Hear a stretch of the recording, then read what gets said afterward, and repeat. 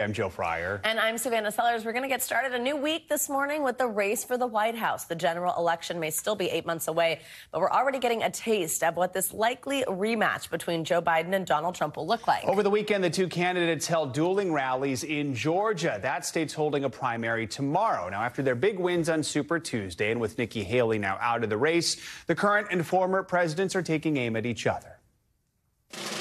Our freedoms are literally on the ballot this November. Donald Trump and the MAGA Republicans are trying to take our freedoms away. And by the way, not all Republicans. This ain't your father's Republican Party. We all heard Crooked Joe's angry, dark, hate-filled rant of a State of the Union address. Didn't it bring us together? Remember, he said, I'm going to bring the country together.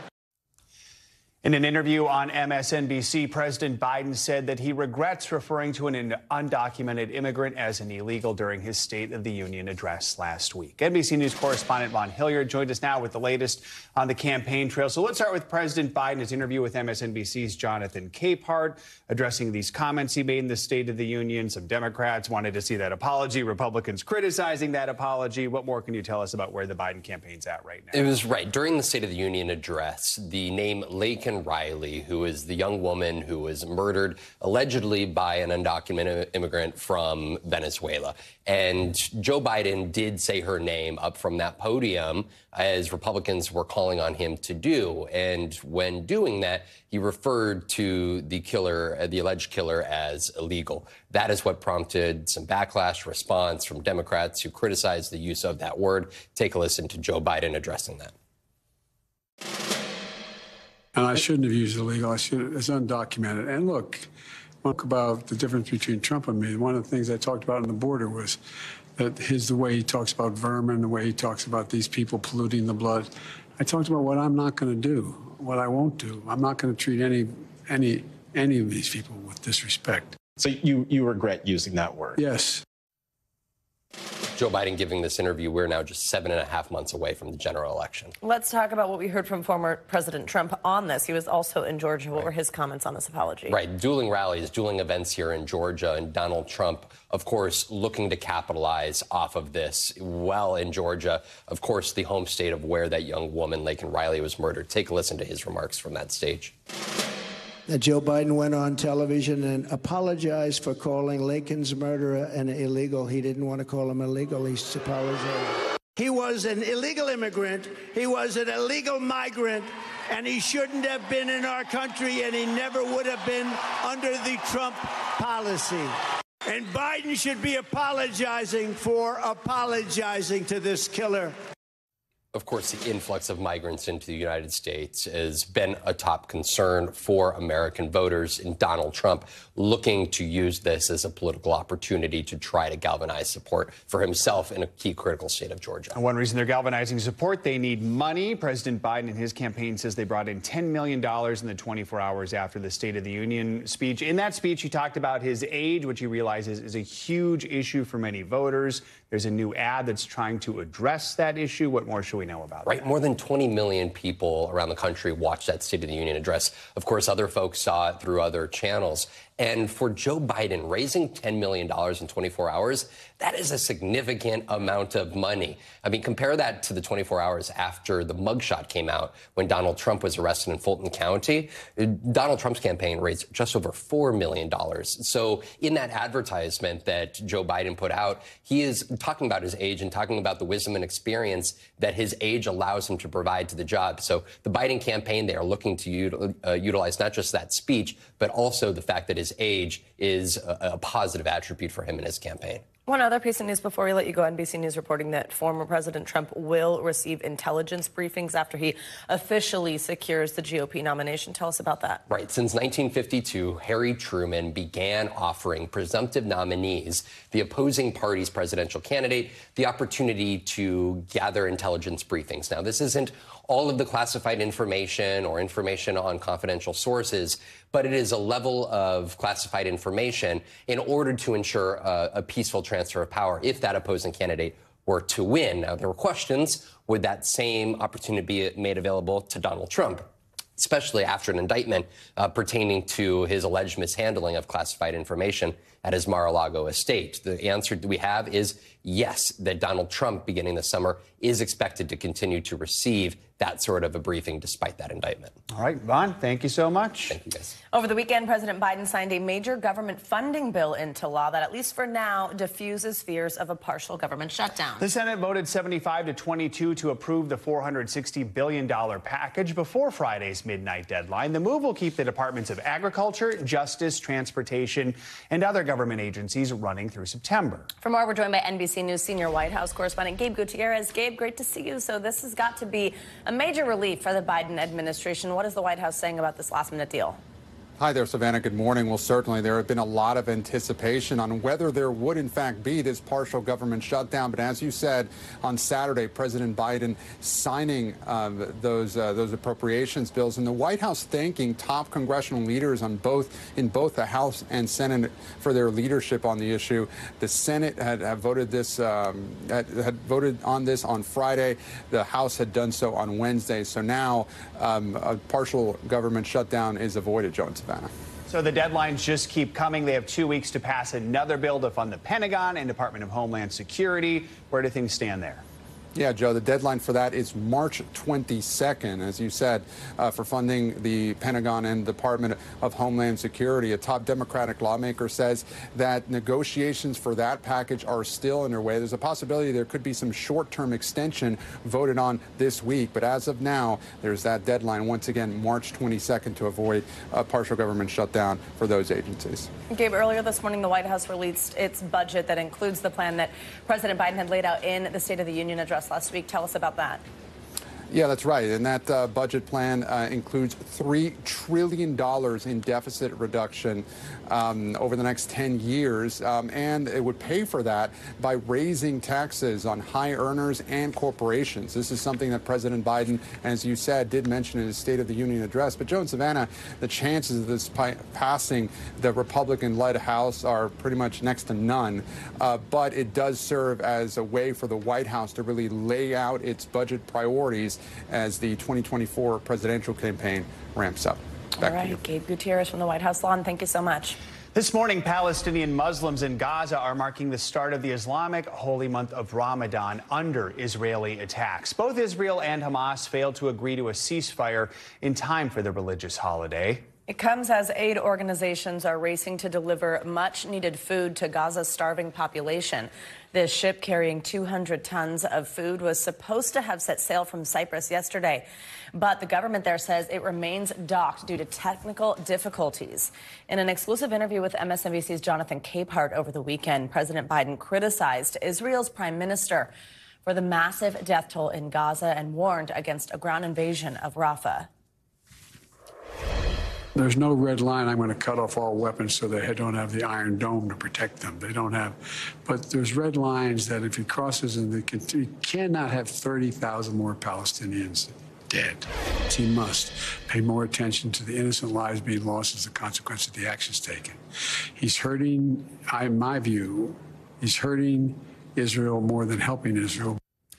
NBC News international correspondent Raf Sanchez joins us now from Jerusalem. So, Raf, let's start with the humanitarian situation in Gaza. Why is this aid ship being held up in Cyprus? And what are relief agencies saying about efforts to try and get food into Gaza? So, Joe, in terms of that aid ship, the food that is being loaded onto it comes from World Central Kitchen, the charity run by Chef Jose Andres. And World Central Kitchen is saying they are ready to go. They say technically there are no holdups.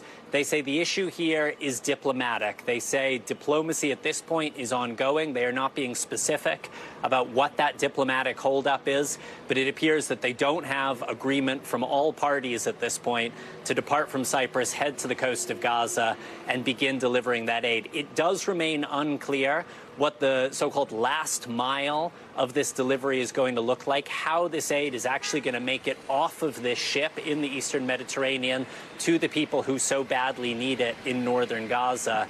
In terms of humanitarian organizations, we have heard about President Biden's plan for the U.S. military to build a temporary pier off the coast of Gaza. That is going to take 2 months, U.S. officials tell NBC News, and these humanitarian organizations say famine is already here. in northern Gaza. They say around 20 children have died of malnutrition, dehydration in recent weeks.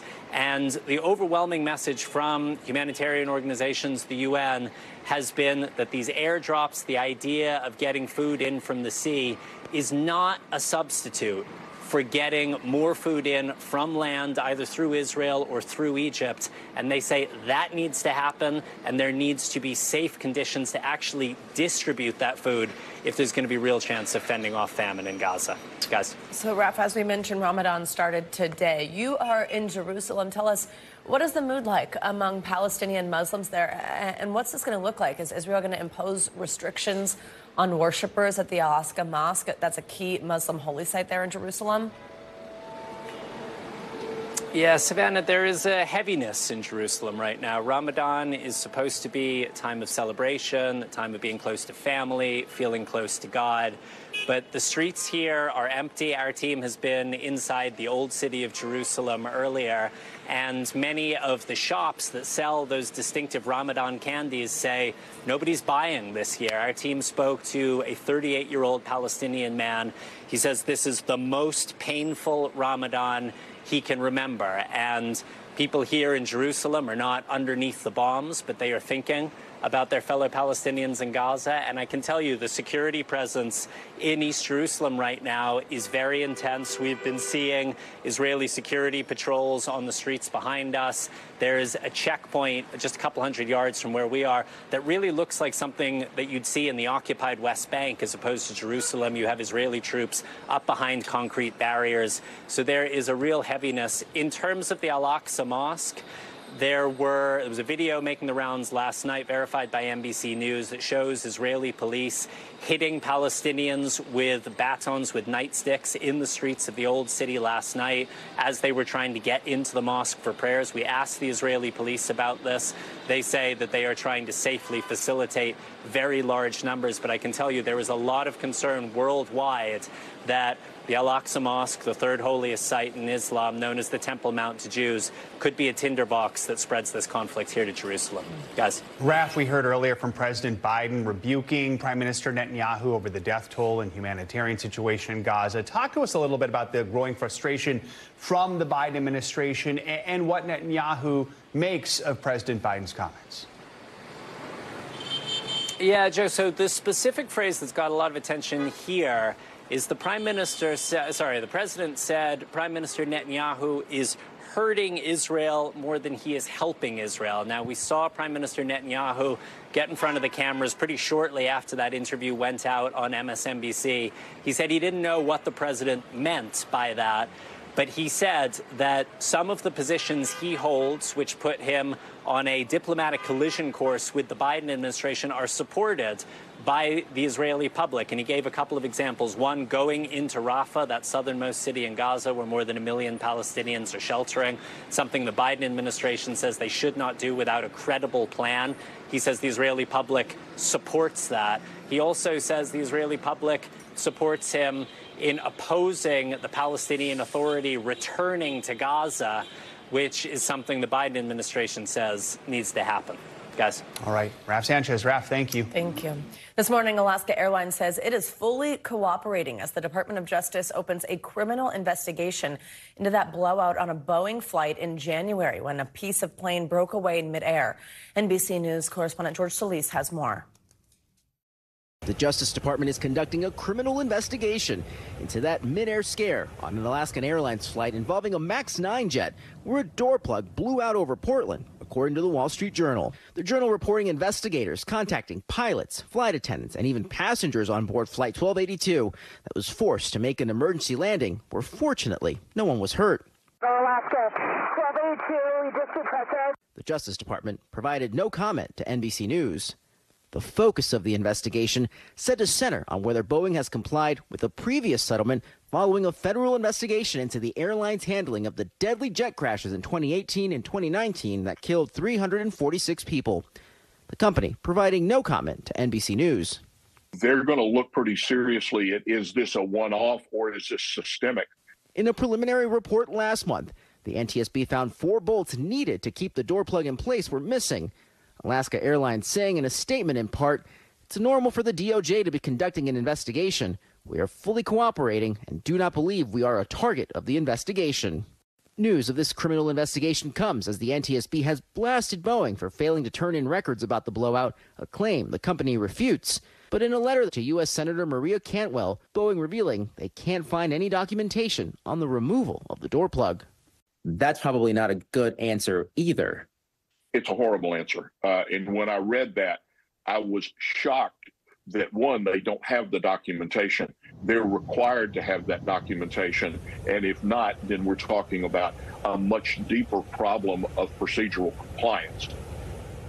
Our thanks to George Solis for that report. Attorneys for passengers that were on that Alaska Airlines MAX 9 flight told NBC News they appreciate that the DOJ is approaching the incident with the seriousness it calls for, and they hope those responsible will be held accountable. Time now for a look at weather. First came the rain, now the wind on the East Coast. Millions are under wind alerts this morning. Meteorologist Michelle Grossman is with us in studio. Hey, Michelle, good morning. Hey there, guys. Great to see you. And that was perfectly put. That's a big story today. We are dealing with leftover winds in the Northeast, parts of New England, and we're going to see really gusty winds gusting up to 60 miles per hour in some spots, especially this afternoon, this evening. That's going to cause power outages. It's going to bring some trees down and certainly see some airport delays as we go throughout the afternoon, evening hours. So this is what it looks like, that area of low pressure that brought us all that wet weather on Wednesday, bringing those chilly winds. So we're looking at temperatures below normal, also feeling a lot below normal with the winds gusting.